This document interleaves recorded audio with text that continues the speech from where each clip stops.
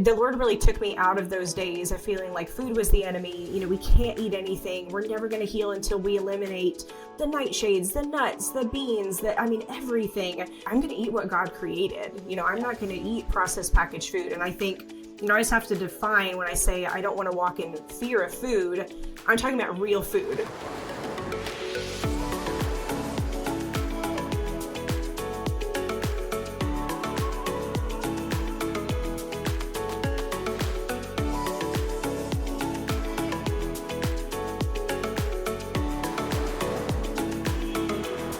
Aloha, Fallon. I'm so overjoyed to have you. You have been such an encouragement in my life with your podcast that you had in the past. And I just my husband and our family have been through a lot with health stuff with other family members. And it's been so hard to navigate and just really emotionally taxing and mentally taxing. And I know that you've had your own journey personally and with your son. And so I'd love for you to dive in and share a bit about yourself and your family, what brings you all joy, and your journey on health. I would love to. Thank you for having me. I cannot tell you how honored I am to be here. I told you pre-recording that my kids think I'm so cool for being on here. And that's my life goal is for my kids to think I'm cool. So thank you for having me on. I, if you don't mind, am going to take us back a little bit far in my story. I won't go, all the way to day one, but I do think those foundational young teenage years really did bleed into my story in a way that I didn't expect. So to set the stage a little bit, I was an active teenager. I was a very thin teenager, which is going to play into this. I did not have a particularly healthy lifestyle, but because I was so thin and because I played sports, I could justify, eating Taco Bell and Sonic all the time. And I had no qualms with that. I just thought, my gene size is the same, so there's no issue. I grew up in the 90s, and I think like most kids in the 90s, I had this balance of I had a mom who could make a mean home-cooked meal, but then it was also the era of the rise of processed food and food dye and all of these kind of frankenfoods. Mm-hmm. And so I had sort of this balance in my home growing up of exposure to both of those things. And I was very active in high school, got into the pageant circuit, started weight training, started distance running. And so for all intents and purposes, I'm the picture of health at 17 years old, right? I'm thin, I can eat whatever I want, I'm active. And so really that's what defined health for me at a young age was kind of, what do I look like on the outside? How much fast food can I get away with eating without it showing up on the scale or my size or what have you? And so when I entered college, I sort of ate, I think what the trend was for health at that time, which was, again, coming out of the pageant circuit, you're eating low fat, you're eating sugar-free, you're doing a lot of meal prep, like chicken, broccoli, rice, salads with light Italian dressing. That was the hallmark of healthy food in that era.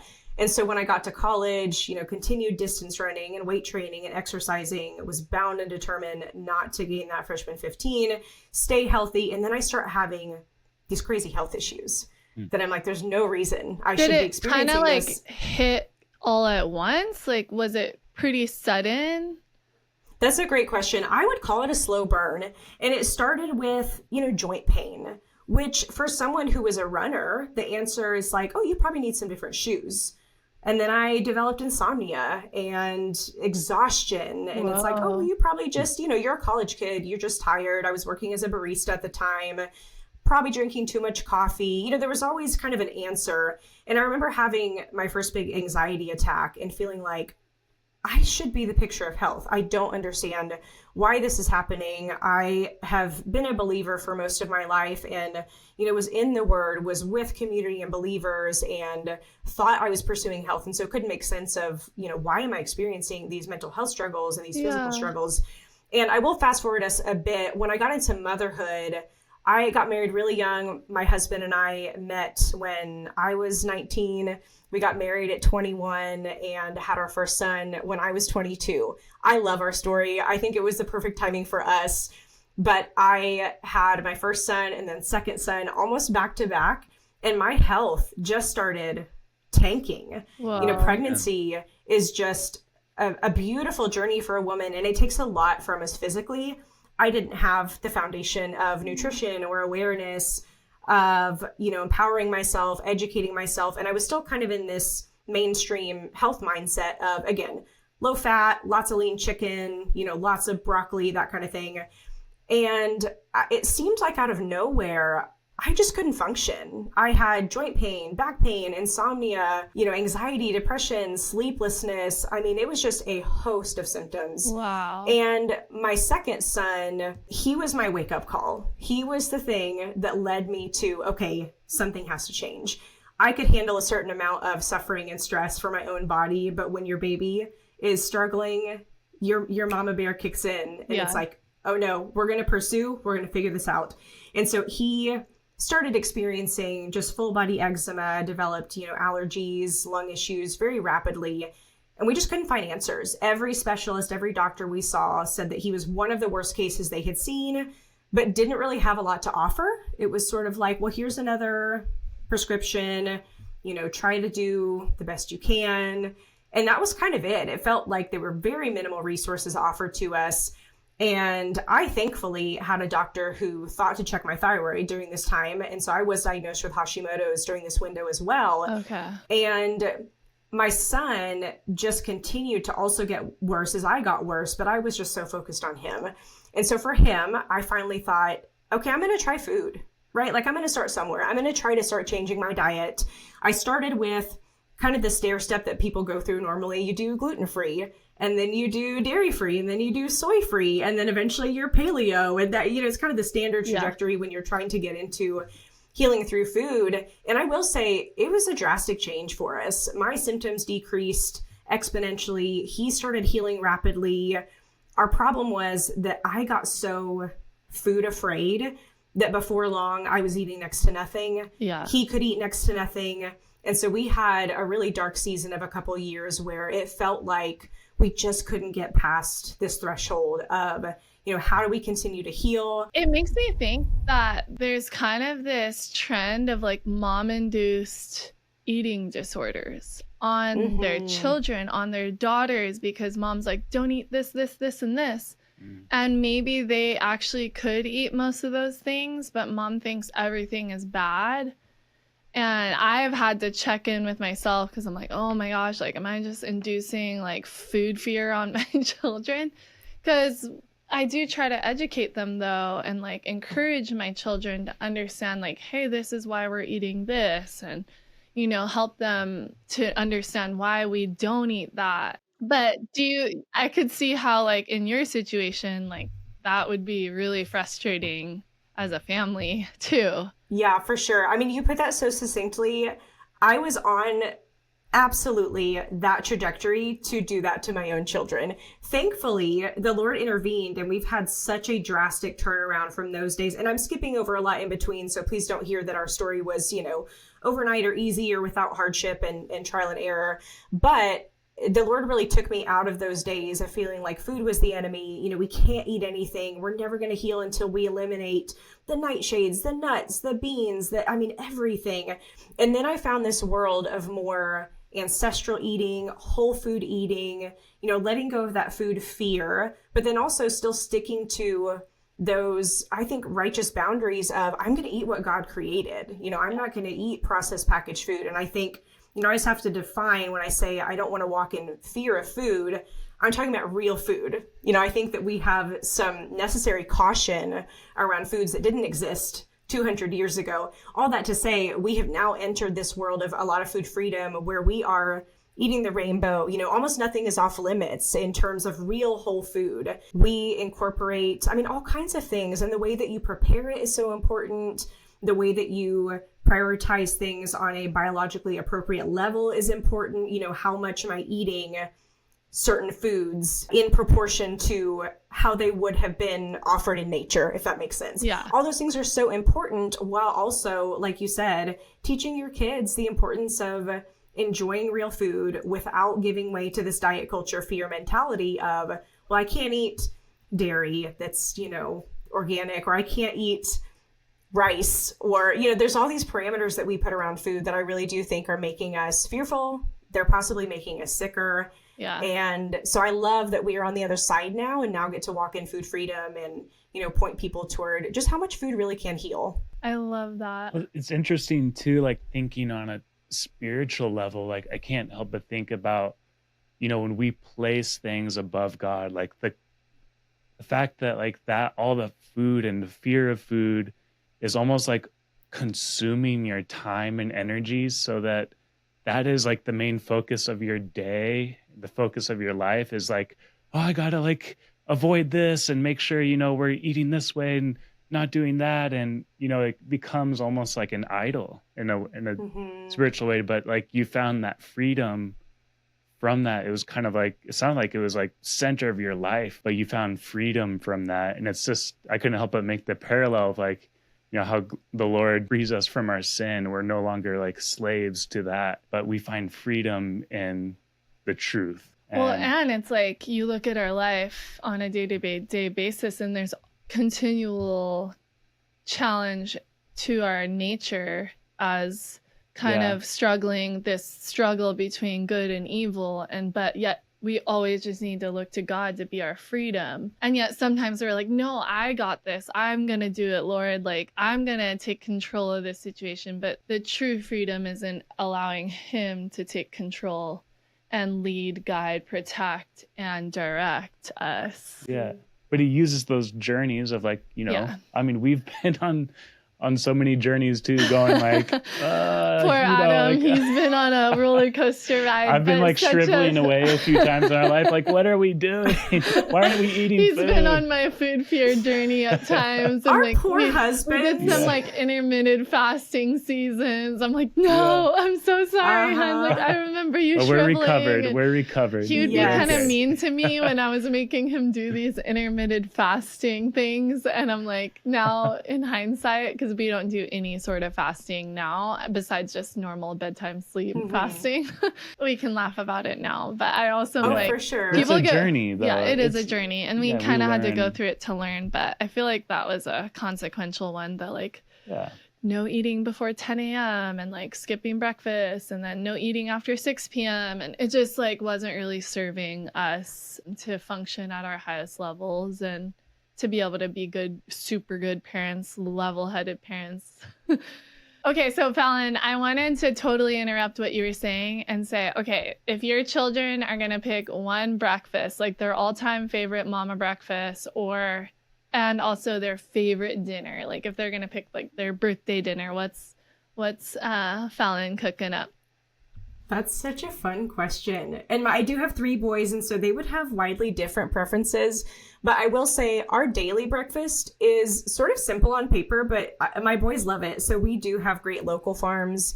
And so we buy a chicken that is a blend of organ meats. We buy a pre-seasoned ground chicken blend that has heart and liver, and it's delicious. So we have that with scrambled eggs, and then typically some sort of carbohydrate. So maybe fresh fruit, or maybe we do oatmeal, and my kids love it. We do have pancake Thursdays. That's just like a tradition in our home that we make whole food, nutrient dense pancakes on Thursday.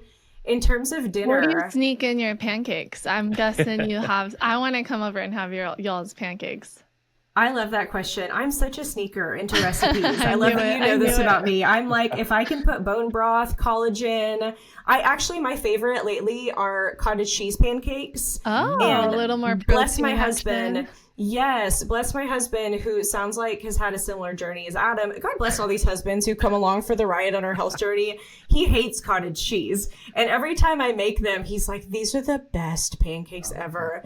And so I'm like, okay, high protein, we're going to do it. Epic. So that's my favorite thing to sneak in. But you better believe I'm putting, collagen or some sort of like spirulina powder or something in it that's just fun and a little nutrient boost. So my husband's always like, what did you hide in this time? Like goat's feet? I'm like, no, it's not. No. It's not that strange this time. Bethany will like be making smoothies.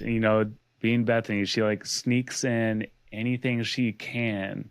I think one time you're sneaking in like oyster powder, and I'm like, the boys are like gagging. They're like, what is this smoothie? Like, I think that is 100% made up There's no way I put oyster. You are exaggerating. There's What no did you way. put in that one smoothie? Or everyone was I like, definitely have put some like weird things in smoothies, but it was not oyster powder. All you guys like eating the smoked oysters, so we're good there. So wait, why would you even, like, you said you were eating organ meat, chicken, sausages for breakfast? So let's Yes, we elaborate on are. this. Like why the Right. organ meats?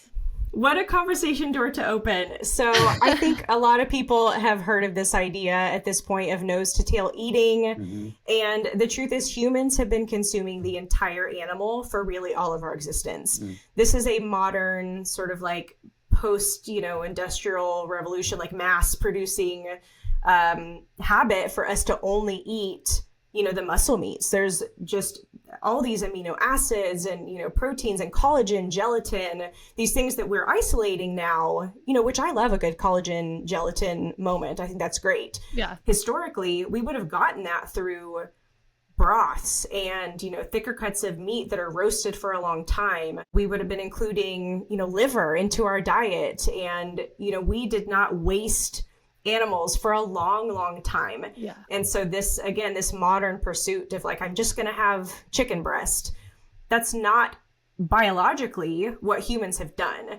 And there are all of these just rich nutrients. And there's this idea, if you've been, either in the world of homeopathy or glandular therapy, that like supports like. Right. So liver is going to really give a boost to your liver. Kidney is going to support your kidneys. And so it's this beautiful way to get a boost of nutrients. And it doesn't have to be overdone. I'm a mixer of things into food. I'll make meatballs and mix in some ground liver and nobody knows the difference. And it doesn't have to be a ton. Totally. It's such a nutrient dense food option. And so, yes, whenever we can add in, really well sourced organ meats, there's great capsules and that kind of thing on the market these days. But I love to get, local farmers that I know the sourcing. I trust the way that they've raised the animal and get those organ meats into our diet. I really think it's made a huge difference in our lives. It's helped my son continue to heal from his food allergies. And so it's just a beautiful way to incorporate some nutrient density.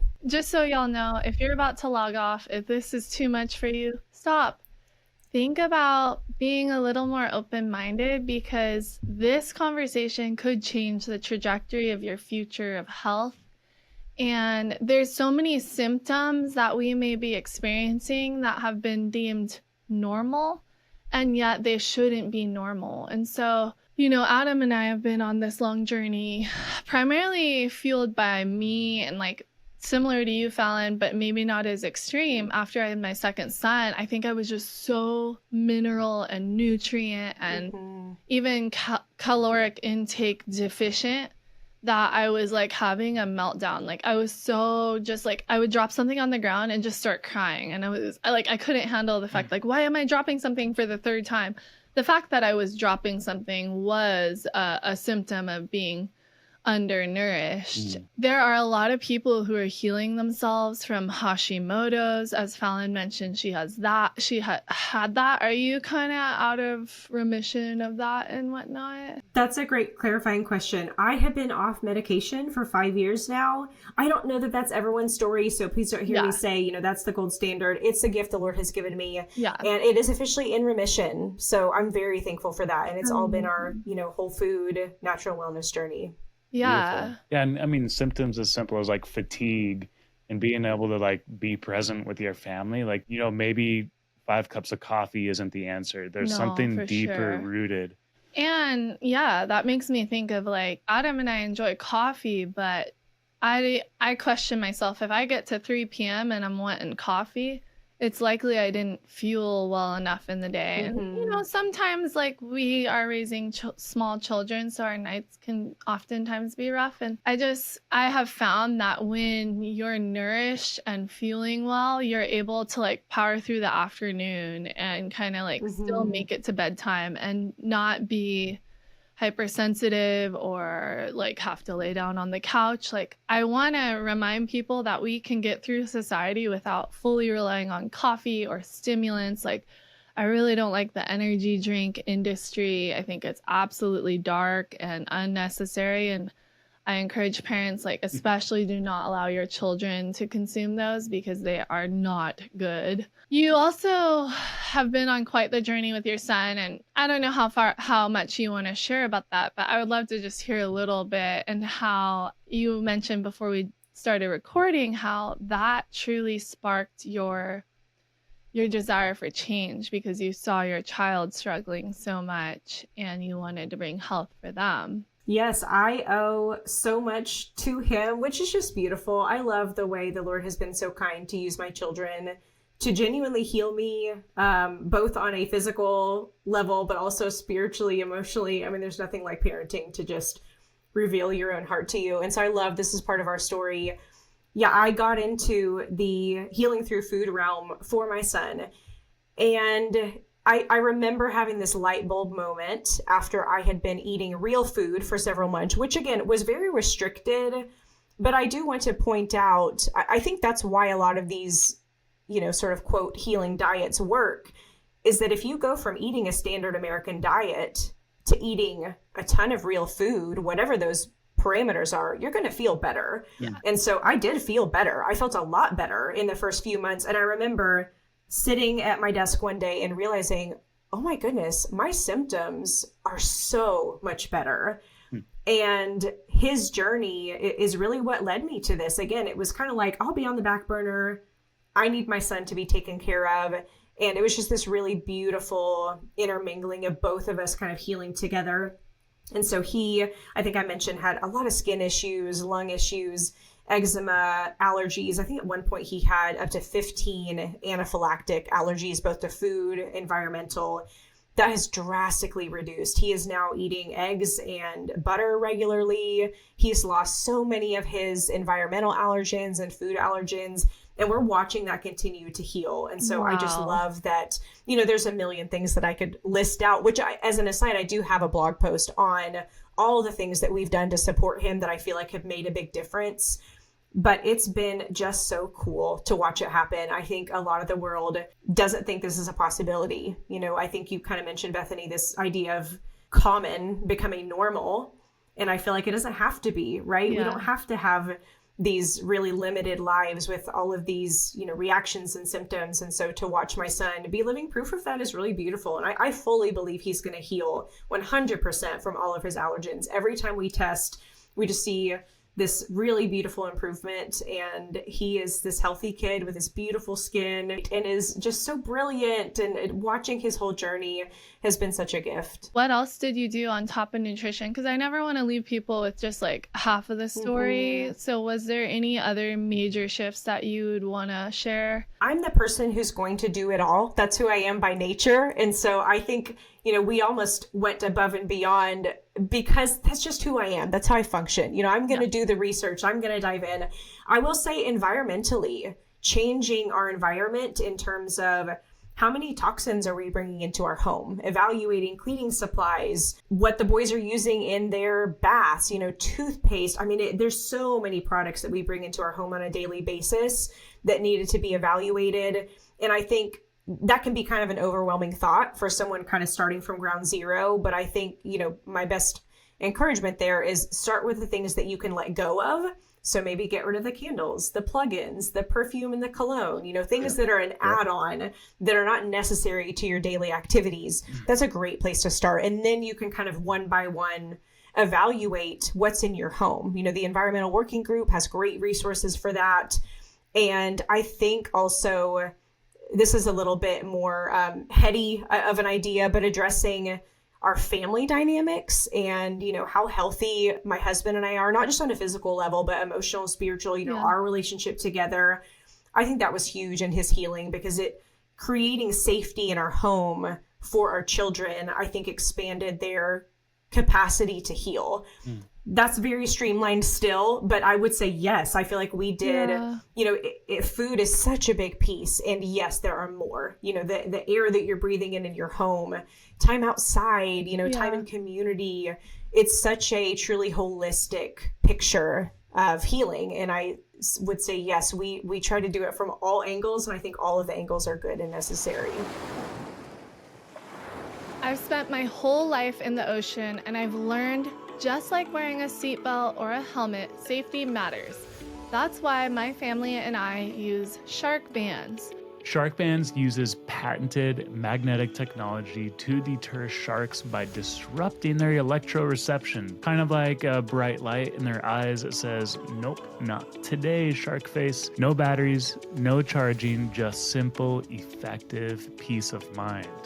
Whether we're surfing, swimming, or just splashing around, Shark Bands is our go-to for ocean safety.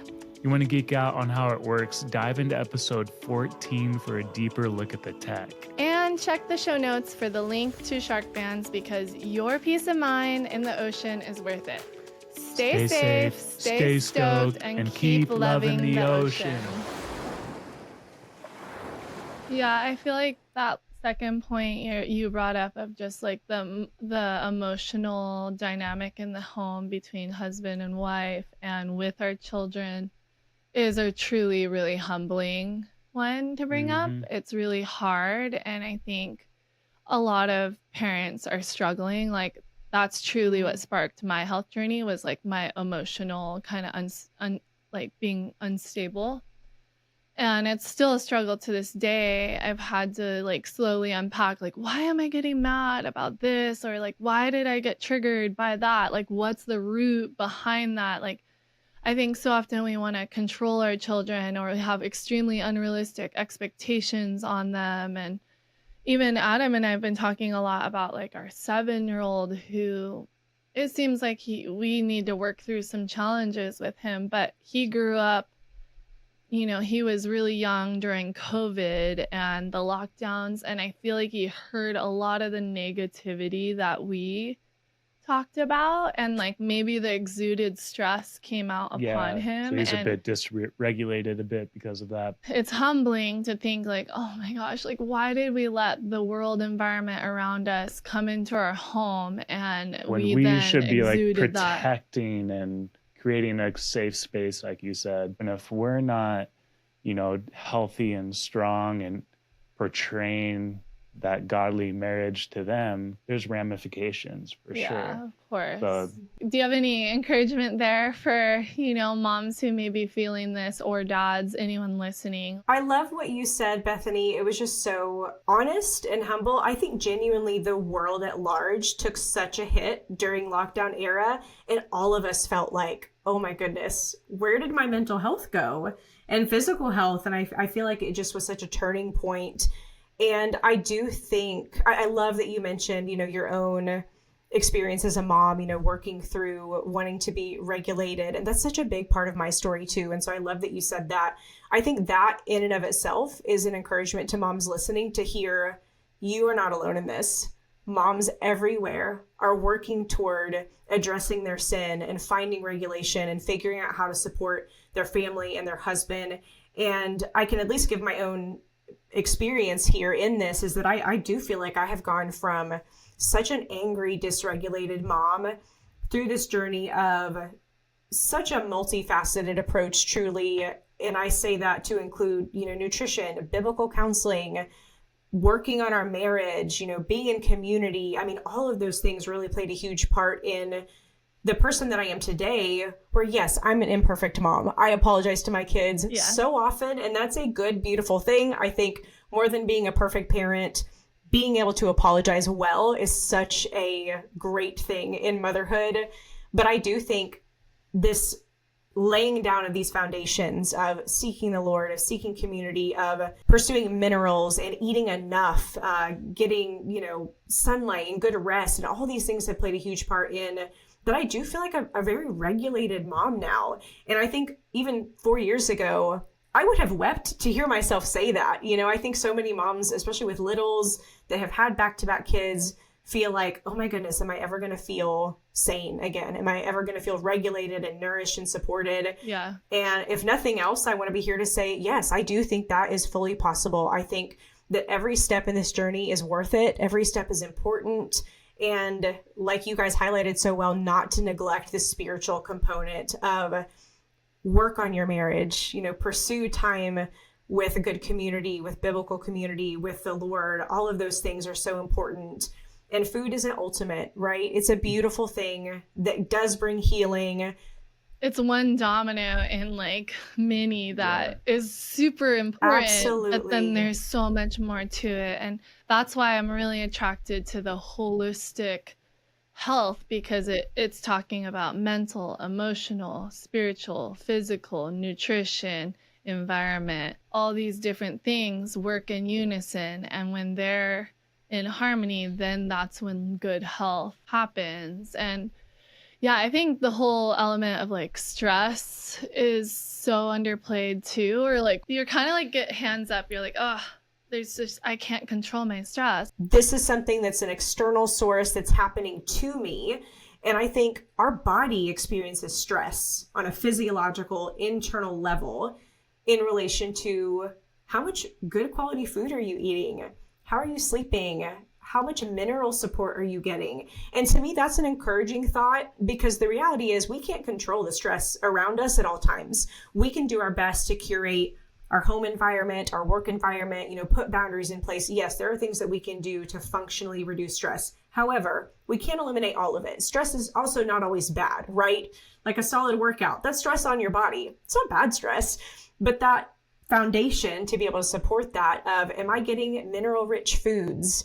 And am I, sleeping well and getting time outside? Those are things that do help your body combat stress. And I think that's not a part of the stress conversation in most circles. People are limiting this idea of stress to, okay, well, if you're stressed at work, go get a different job. Or, if you're too busy, then reduce those things. That could be true. Absolutely. I think that's a great approach. But then it's like, what if I can't, right? What if I can't? And then how do I support myself? And then I think that's where this idea of food, nutrient-dense food, ancestral eating, mineral-rich eating. So think like fresh, ripe fruits and organic dairy, things that provide really nutrient-rich support, and then eating enough, those can all help our approach to stress. Like us, we try to eat breakfast within an hour of waking up. And I think a lot of people underestimate breakfast. Whereas like in my childhood, I remember always hearing, breakfast is the most important meal of the day. And then fast forward, like skip breakfast and just get coffee. And I think if you are in a really stressed state, like one simple tip you can start incorporating is eating protein and a solid breakfast with protein and carbs. Instead, we could go into cortisol mode, which actually can kind of feel good for a while. But then after a while of like just running off cortisol, that is counterproductive to good health. So that's where fasting can be an issue.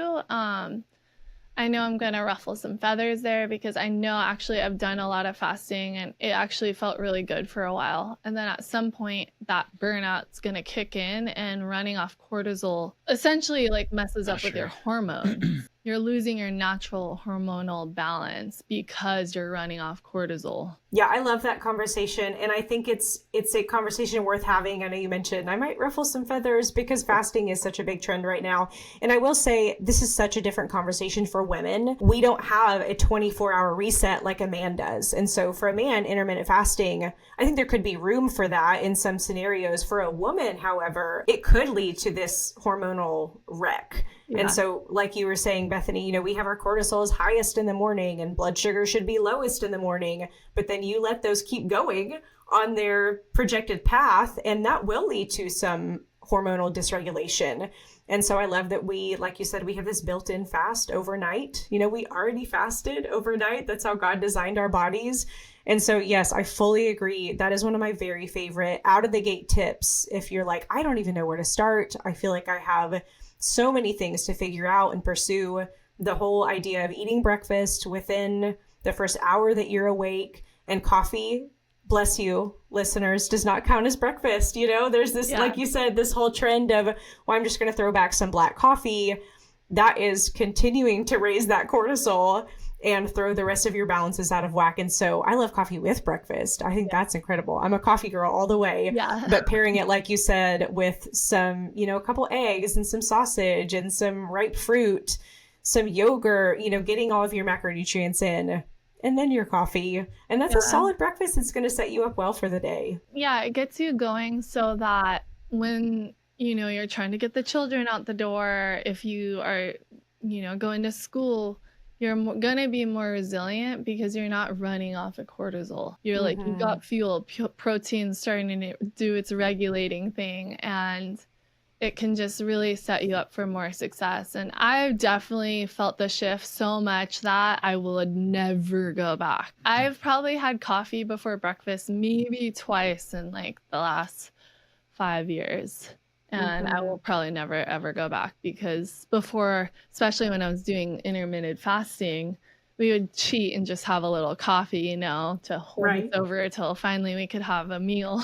And then I wanted to give one other tip personally that's I've been thinking about a lot with the whole stress challenge is if you're feeling uptight, kind of in that trigger state, one simple tip is just humming. Humming helps your vagus nerve, and that will like help you just regulate and calm down and find your... Have you noticed how much I sing during the day? I have.